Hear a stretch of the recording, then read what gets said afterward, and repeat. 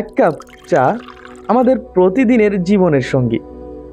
সকালের শুরু, বিকেলের আড্ডা কিংবা ক্লান্ত দিনের শেষে এক কাপ চা যেন আমাদের জীবনের অবিচ্ছেদ্য অংশ। কিন্তু এই সাধারণ পানীয়টির পেছনে লুকিয়ে আছে হাজার বছরের এক বিস্ময়কর ইতিহাস। আজ আমরা জানব চায়ের ইতিহাস, আবিষ্কার থেকে বাংলাদেশ পর্যন্ত এক অসাধারণ যাত্রা। চায়ের ইতিহাস শুরু হয় প্রাচীন চীনে। জনশ্রুতি অনুযায়ী খ্রিস্টপূর্ব চীনের ক্যালেন্ডার বা সন অনুযায়ী ৭৩৭ সালে চীনের কিংবদন্তি সম্রাট শিন নং গরম পানি ফুটাচ্ছিলেন। হঠাৎ পাশের একটি গাছের পাতা সেই পানিতে পড়ে যায়।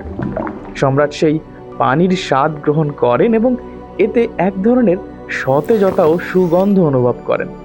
এই ঘটনাকেই চায়ের আবিষ্কারের সূচনা হিসেবে ধরা হয়। চা গাছের বৈজ্ঞানিক নাম ক্যামিলিয়া সিনেনসিস। ধীরে ধীরে চা চীনে শুধু একটি পানীয় নয়, বরং একটি সাংস্কৃতিক ঐতিহ্যে পরিণত হয়। চীনে চা শুধু পানীয় ছিল না, এটি ছিল ধর্মীয়, সামাজিক এবং সাংস্কৃতিক জীবনের অংশ। অষ্টম শতকে চীনা পণ্ডিত লু ইউ চায়ের উপর বিখ্যাত গ্রন্থ দ্য ক্লাসিক অফ টি রচনা করেন। এটি বিশ্বের প্রথম চা বিষয়ক বই হিসেবে পরিচিতি লাভ করে। চা তৈরির প্রক্রিয়াও ছিল অত্যন্ত সূক্ষ্ম। কচি পাতা সংগ্রহ, পাতা শুকানো, পাতা ভাজা বা গরম করা, তারপর পানিতে মিশিয়ে পরিবেশন। এভাবেই চা ধীরে ধীরে চীনের সমাজের প্রতিটি স্তরে জনপ্রিয়তা লাভ করে। নবম শতকে চীন থেকে চা পৌঁছে যায় জাপানে।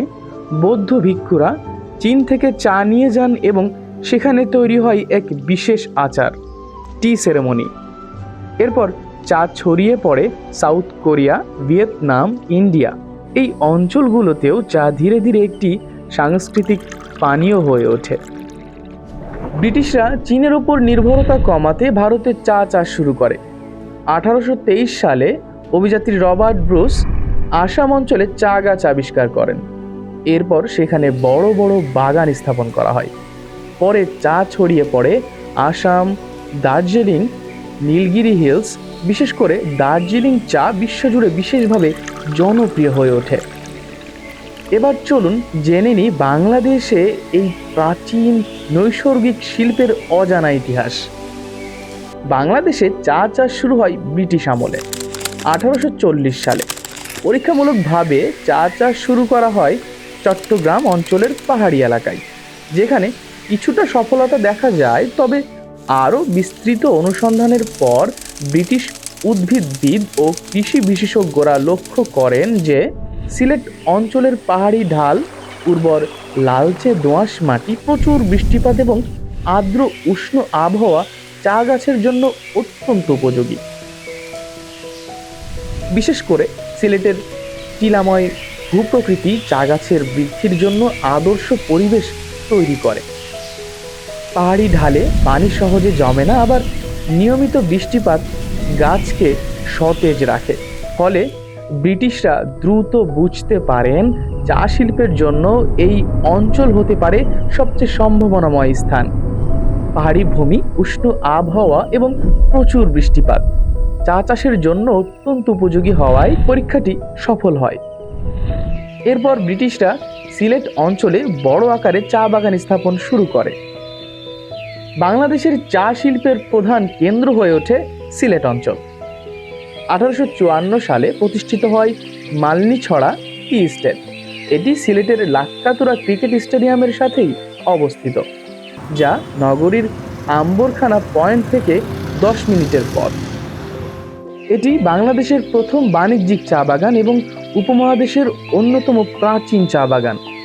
বর্তমানে বাংলাদেশে মোট প্রায় 167টির বেশি চা বাগান রয়েছে। এর মধ্যে 130টিরও বেশি বাগান সিলেট অঞ্চলে। প্রধান চা উৎপাদন এলাকা শ্রীমঙ্গল, মৌলভীবাজার, হবিগঞ্জ, ফেঞ্চুগঞ্জ। শ্রীমঙ্গলকে বলা হয় বাংলাদেশের চায়ের রাজধানী। বাংলাদেশে বাণিজ্যিকভাবে চা বিক্রি শুরু হয় সিলেট অঞ্চল থেকেই 19 শতাব্দীর মাঝামাঝি সময়। সিলেটের এসব চা বাগানের অন্যতম প্রাচীন এবং জনপ্রিয় চা বাগানগুলোর একটি হলো মোমেনছড়া চা বাগান। এটি অবস্থিত ফেঞ্চুগঞ্জ উপজেলার পাহাড়ি এলাকায়। প্রায় 1000 একর জায়গা জুড়ে বিস্তৃত এই বাগানে উন্নত মানের চা এবং রাবার উৎপাদন হয়। এখানে অবস্থিত তাজ tea and trading company limited. এই প্রতিষ্ঠানটি প্রতিষ্ঠিত হয় 1889 সালে। প্রতিষ্ঠাতা পরিবারের সদস্যরা হলেন আলহাজ মোহাম্মদ সায়েদ খান, আলহাজ মোহাম্মদ শামসুদ্দিন খান, আলহাজ মোহাম্মদ রুকনউদ্দিন খান, আলহাজ মোহাম্মদ মুসলেহ উদ্দিন খান। তাদের পিতার নাম ছিল তাজ উদ্দিন খান। পিতার স্মৃতিকে সম্মান জানিয়ে কারখানার নাম রাখা হয় তাজ tea and trading company limited. বর্তমানে পরিবারের সদস্যরাই এই প্রতিষ্ঠানের পরিচালনায় রয়েছেন। আমার নাম তো রুকনউদ্দিন খান, আমি চেয়ারম্যান হিসাবে আছি আর দেখাশোনা করি। পরের প্রজন্ম আসলে তো ওরা নিত্য নতুন পৃথিবীতে নতুন অনেক কিছু বাইরে যে তারা এদের সাথে কম্পিটিশন করিয়া অনেক কিছু করবে, ভালো করবে, আমাদের চেয়ে ভালো করবে ওরা। আমাদের যুগে যেটা ছিল না এই জন্য এই যুগে চলে আসবে, আরও হয়তো অতীতে আরও ভবিষ্যতে আরও আসবে। তো আমি বর্তমানে কোম্পানির একজন ডাইরেক্টর হিসেবে আমি আসছি। কোম্পানির ডাইরেক্টর হিসেবে আমার বাবা চাচারা এই কোম্পানিটা করছিল আপনার 1989-এ। তো ওরা 4 ভাই আছে, আপনারা হয়তো পিছনে দেখতেছেন। আমার বাবা মারা গেছেন, আমার চাচা শামসুদ্দিন খান সাহেব উনি প্রথম ম্যানেজিং ডাইরেক্টর ছিলেন, বাকি 3 ভাই ওরা ডিরেক্টর ছিলেন। বর্তমানে আমাদের ছোট চাচা মুসলেহ উদ্দিন খান সাহেব এবং আমার চাচা আলহাজ রুকনউদ্দিন খান সাহেব, একজন হলেন ম্যানেজিং ডাইরেক্টর, একজন হলেন চেয়ারম্যান। যেহেতু এই স্টেপটা নেওয়ার কারণ হলো কি, আমার বড় চাচা যে শামসুদ্দিন খান সাহেব উনি এখন বয়স হয়েছে, তো উনি আপনার দায়িত্ব ওনার ভাইদেরকে দিয়ে দিচ্ছে। এবং আপনার আমার বাবা তো মারা গেছিলো আপনার কোভিডের সময়। তো আগে ওরা ফ্যামিলি বিজনেস ওরা ভাইরা চালাইছে, 89 জনের ভাইরা চালাইছে। আইসিআইসি ওরা বলতেছে বাবা আমাদের বয়স হইতেছে, তোমরা আসো। এই সুতরাং আমি আমার বড় ভাই জয়নাল আবদিন খান সাহেব, আমার চাচাতো ভাই ইশতিয়াক খান এবং আকবরউদ্দিন খান সাহেব উনি জড়িত। আমরা এগুলোর ডাইরেক্টর, মানে এক ফ্যামিলি তো একজনকে দেওয়া হচ্ছে। আমি মোহাম্মদ ইশতিয়াক উদ্দিন খান। আমি আমাদের ফ্যামিলি বিজনেসের সাথে ইনভলভড। আমাদের 2টা চা বাগান আছে। একটা হলো মোমেনছড়া টি এস্টেট, যেটা mother company Taj tea and trading company limited. আর একটা চা বাগান হলো মাথিরা টি এস্টেট, যেটা mother company Mathira tea company limited. আমি 2টা বাগানেরই অপারেশনসের সাথে ইনভলভ। বিসাইডস আমাদের একটা প্যাকেজিং আছে যেটা তাজ প্রিমিয়াম টি নামে পরিচিত, ওইটা আমি চিফ এক্সিকিউটিভ অফিসার হিসেবে আছি। এই বৃহৎ বাগানে প্রায় 300টি পরিবার বসবাস করে। এখানে কাজ করেন প্রায় 650 জন শ্রমিক। তাদের পরিবার সহ মোট মানুষের সংখ্যা প্রায় 4500 জন। প্রতিদিন ভোরে শ্রমিকরা ঝুড়ি নিয়ে বাগানে প্রবেশ করেন। তারা কচি পাতা সংগ্রহ করেন, যা চায়ের মান নির্ধারণে গুরুত্বপূর্ণ ভূমিকা রাখে। প্রতিটি শ্রমিককে প্রতিদিন নির্দিষ্ট পরিমাণ পাতা সংগ্রহ করতে হয়। সংগ্রহ করা পাতা দ্রুত কারখানায় পাঠানো হয়। শ্রমিকদের জন্য কোম্পানির পক্ষ থেকে কিছু সুবিধা দেওয়া হয়, যেমন বাসস্থান, রেশন সুবিধা, বাচ্চাদের লেখাপড়া ও খরচ বহন করে কোম্পানি। চিকিৎসা সুবিধাও রয়েছে। কখনো স্থানীয় হাসপাতাল, কখনো বেসরকারি চিকিৎসা, সব খরচ বহন করে কোম্পানি। আমরা ঘর দেই, রেশন দেই, বাচ্চা কাচ্চার চিকিৎসা দেই। দিকে বাচ্চার যদি চিকিৎসা চলে তো বাচ্চাকে লেগ করে মেডিকেলে দেখায়। এদিকে বাচ্চার যদি কোনো ধরনের বড় রোগ হয় সিলেট লেগে করে দেখায় মালিকে।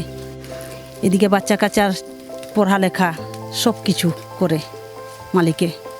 এমনকি মাঝে মধ্যে বড় রোগের ব্যয়বহুল বিলও পরিশোধ করতে হয়। শ্রমিকরা দৈনিক ভাতা পান প্রায় 180 থেকে 190 টাকা। এছাড়া কোম্পানি ঘর বাড়ি সংস্কারেও সহায়তা করে।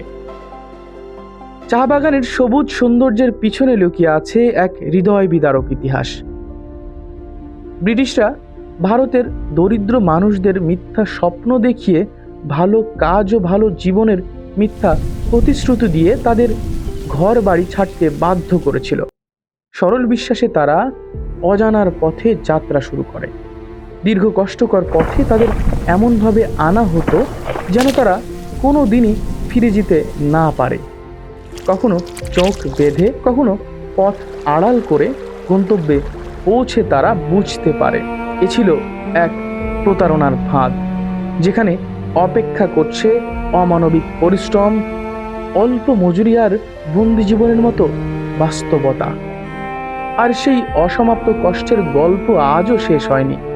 তাদেরই পরবর্তী প্রজন্ম আজও একই বাগানে কাজ করে যাচ্ছে, বহন করে চলেছে পূর্বপুরুষদের অশ্রু, বেদনা আর না বলা ইতিহাস। আমাদের বাপ মায়ের গপ করেছে, আমরাকে ফাঁকি দিয়ে আনেছে যে গাছ হিলাইলেই টাকা পাওয়া যায়। কারা ফাঁকি দিয়ে এনেছে? এই ব্রিটিশে ফাঁকি দিয়ে আনছে যে বলে আমরা গাছ হিলাইলেই টাকা পাওয়া যায়। এই গতিকে আমাদের এখানেও দাদা দাদি এসেছিল।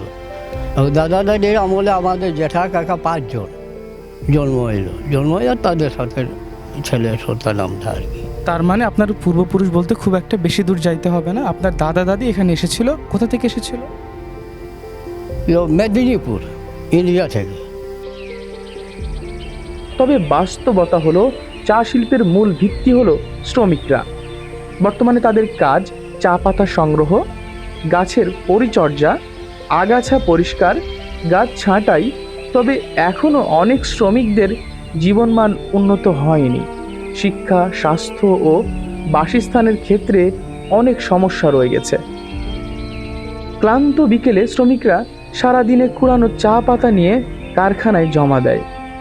ঝুড়ি ভরা সেই পাতার সঙ্গে যেন জমা পড়ে তাদের ঘাম, পরিশ্রম আর নীরব কষ্ট। প্রতিটি জমা দেওয়া পাতার ভাঁজে লুকিয়ে থাকে একটি দিনের গল্প, যে গল্প আমরা অনুভব করি না, শুধু এক কাপ চায়ের স্বাদে ভুলে যাই।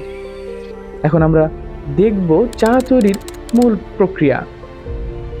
আমি মোহাম্মদ জাকির হোসেন, ম্যানেজার মমিনছড়া চা বাগান, তাজ tea and trading company limited. আমাদের ফ্যাক্টরি প্রসেসিং এবং টিপিং থেকে প্লাকিং থেকে শুরু করে ফিল্ডের যে প্রসেসিং সেটা সম্পর্কে আমি যতটুকু জানি বলার চেষ্টা করব। আমাদের ফিল্ড থেকে এই যে এখন শ্রমিকরা প্লাকিং করার পরে ওইটা ফিল্ডে একটা ইভেন্ট হয়, হওয়ার পরে আমরা গাড়িতে করে এখানে নিয়ে আসি। নিয়ে আসার পরে এখান থেকে আমরা ট্রাপে দেই। যে এই যে আমাদের সেকেন্ড যে প্রসেসিংটা আমরা ওখানে আসার পর আমাদের ট্রাপে দেই যে উইদারিং করার জন্য, এইটা হচ্ছে ট্রাপ। এই যে ট্রাপে আছে এটা ভিতর খোলা, উপরে নেট দেওয়া থাকে, নেটের উপর আমরা পাতাগুলো রাখি এবং এখানেই উইদারিং হয়। এখান থেকে উইদারিং হওয়ার পরে আর একটা থার্ড যে প্রসেস, যেটা নেক্সট যে প্রসেসিংটা সেটা হচ্ছে রোটার ব্যান্ড। এই যে আমরা এখান থেকে পাতা দিচ্ছি, এই পাতাটা রোটার ব্যান্ড হয়ে এটাকে বলা হয়, এটা রোটার ব্যান্ড। এই যে সিটিসি, এই সিটিসিটা এখানে রোলার থাকে, রোলারে পাতাটাকে কাটার পরে আপনার এই যে ঘুগিতে চলে আসে, এইটাকে বলা হয় সিটিসি। এই যে ঘুগি থেকে মালটা আমাদের এই বেল্টের মাধ্যমে এখানে এই বেল্টে আসে। এই বেল্টে শুধু সিএফএম এ যাওয়ার জন্য এই যে এখন এখানে আসতেছে, দেখেন এই যে পাতাটা এটা কাটা হয়েছে, এই যে দেখেন এই যে এখানে এটা হচ্ছে র। এই যে আমাদের ঘুগি যে বলেছিলাম, ঘুগি থেকে এটা বেল্টের মাধ্যমে আমাদের এটা সিএফএম এ আসে, কন্টিনিউ ফার্মেন্টিং মেশিন, যেটা এখানে আসে সিএফএম এখানে হয়। এখান থেকে আমাদের একটা টাইম বাঁধা থাকে, যেটা আবার নির্ভর করে ওয়েদারের উপরে। যদি ওয়েদার কুল থাকে তাহলে সেক্ষেত্রে টাইমিংটা বাড়াই দিতে হয়, আর যদি একটু হট থাকে তাহলে সেক্ষেত্রে আবার টাইমিংটা কমাই দিতে হয়। এটা আপনার 70 থেকে 95 পর্যন্ত হতে পারে টাইমিংটা। আজকের আমাদের যে ওয়েদার, এই ওয়েদারে আমাদের এখানে এটা প্রায় 80 মিনিট দেওয়া আছে, 80 মিনিটের মতো দেওয়া আছে। সেক্ষেত্রে আমাদের এটা এখন যে প্রসেসিংটা ডায়ারে ঢুকছে, 80 মিনিট শেষ হয়ে গেছে এবং এখানে এসে আপনার চাটা এখন বের হচ্ছে, মানে এখন ফার্মেন্টিং এর ব্যাপারটা শেষ, সিএফএম এর কাজ শেষ। এখন এটা চলে যাবে এখন ডায়ারে কাজ শুরু হবে। এখন ডায়ারে চলে যাবে এটা এখান থেকে। এই যে আমাদের সিএফএম থেকে বেল্টের মাধ্যমে ডায়ারে চাটা আসতেছে। এই ডায়ার থেকে আপনার এখানে 120 ডিগ্রি সেলসিয়াসে চাটা ডায়ারে কাজ চলতেছে, 120 ডিগ্রি টেম্পারেচার এখানে। হ্যাঁ, এবং এখান থেকে এরপরেই ডায়ারের কাজ আমি ডিএমটা আপনাকে দেখাচ্ছি। এই যে আমাদের ডায়ারের কাজ এখানে শেষ। এই যে আমাদের এখানটাকে আমরা ডিএম বলি, মানে ডায়ার মাউথ। এখানে পর্যন্ত এই চাটা খাওয়ার উপযোগী, এখানেই শেষ। চা তৈরি এখানে শেষ। এরপরে আমাদের অন্য প্রসেসিং আছে, শর্টিং, সেটা আমি দেখাচ্ছি নেক্সট। এটাই হচ্ছে আমাদের এটা চা তৈরি হয়ে গেল, ডিএম। এটাই খাওয়ার উপযোগী। এই যে এটা এখন আপনি খেতে পারবেন এখান থেকে এই চাটা নিয়ে। এটাই এখানে মানে ড্রায়ারের কাজ এখন শেষ, চা তৈরি। এখন হচ্ছে শর্টিং। এটা শর্টিং আমরা দেখেছি আমাদের বিভিন্ন গ্রেডের চা হয়, সেটা আমি এখানে দেখাচ্ছি। না পাবেন, এটা যত ঠান্ডা হবে তখন ঘ্রাণটা একটু বাড়বে। এটা তো শর্টিং হবে, এটাই শর্টিং হবে। এখন তো এটা হলো শেষ ফাইনাল। এখন এটা বিভিন্ন গ্রেডের শর্টিং হবে। শর্টিং এর মধ্যে আমরা গ্রেডগুলো দেখাচ্ছি আপনাকে। এটাই হচ্ছে আমাদের লাস্ট প্রসেস। টায়ার থেকে সরাসরি চাটা এখানে শর্টিং এ আসে এবং এই শর্টিংটা হয়ে যায়। দেখবেন ছোট থেকে আস্তে আস্তে আস্তে বড় হতে যাবে। যেমন আপনি এটা হচ্ছে সিডির পরে আছে আপনার ডাস্ট, তারপর ওয়েব, এরপরে আস্তে আস্তে ছোট হয়ে আমাদের যে গ্রেডগুলো হয়, এই যে আমাদের এখন এই গ্রেডগুলো দেখেন, এটা হচ্ছে FOF, এই যে এইটা। তারপরে দেখেন ওয়েব, ওটা হচ্ছে এইটা একটু বড় ওয়েব। এরপর দেখেন এই যে এখানে আছে আমাদের GOF, এই যে এখানে আছে যে গোল্ডেন অরেঞ্জ ফ্লাওয়ার। এটা দেখতে পাচ্ছি এক একটা চায়ের আসলে এখানে বলতে গেলে আকার আকৃতিটা একটু ভিন্ন, কিছুটা হচ্ছে মিহি দানা অর্থাৎ ডাস্ট, আবার কিছু আছে একটু মোটা দানা। ছোট থেকে আস্তে আস্তে আস্তে আস্তে আস্তে বড় হয়ে আসবে, ছোট থেকে আস্তে আস্তে বড় হয়ে আসবে। গুণাগুণ বা স্বাদ কি ভিন্ন হয়ে থাকে নাকি? না, গুণাগুণ স্বাদ ওই রকমের আসলে একই না। আমরা গতকালকে যে পাতাটা আমরা প্লাকিং করছি, ওই পাতাটাই আজকে ফ্যাক্টরি আসছে, ওইটাই ম্যানুফ্যাকচারিং করে চা হয়েছে এবং ওই চায়ের বেসিক্যালি স্বাদ একই থাকে, তবে এক একটা সময় এক একটার ওয়ান্টেবিলিটি বেশি থাকে। দেখা যায় যে কেউ ছোট দানা চায়, কেউ বড় দানা চায়, এখানে কিছু ডিফারেন্স করে, তেমন কোনো স্বাদ বা গন্ধের পার্থক্য নেই। পার্থক্য নাই।